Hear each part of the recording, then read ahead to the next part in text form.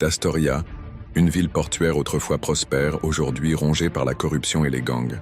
Les sirènes des ambulances se mêlent aux hurlements du vent qui traverse les ruelles étroites. La nuit, les rues sentent la rouille et la peur. Les habitants baissent les yeux, et personne n'ose s'opposer aux clans qui dictent leurs lois. Parmi eux vit Aiden Kael, 19 ans, un jeune homme discret travaillant dans un petit atelier de mécanique. Orphelin depuis ses 12 ans, il a grandi dans un quartier dangereux, apprenant à se défendre seul. Mais derrière son regard froid se cache un cœur brûlant d'un désir: protéger les faibles, comme ses parents l'avaient fait autrefois. Une nuit, alors qu'il rentrait de l'atelier, Aiden aperçut un groupe d'hommes armés s'attaquer à une femme dans une ruelle. Sans réfléchir, il intervint, utilisant un vieux katana rouillé qu'il avait trouvé des années plus tôt dans un conteneur. Contre toute attente, il désarma ses agresseurs avec une rapidité instinctive. Mais surtout, au moment où il paraissait acculé, une étrange rafale de vent jaillit autour de lui, projetant ses ennemis contre les murs. Sous le choc, il comprit que le vent ne venait pas du ciel.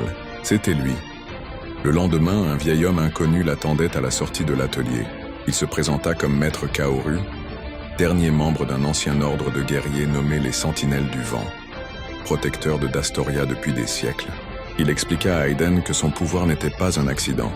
Il avait hérité de la marque des courants, un lien ancien avec l'élément du vent autrefois porté par son père.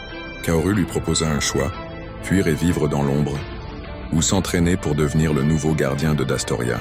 Pendant des mois, Aiden s'entraîna en secret.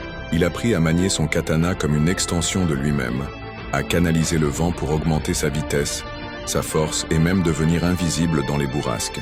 Mais il découvrit aussi un autre aspect de ce pouvoir. La tempête en lui répondait à ses émotions.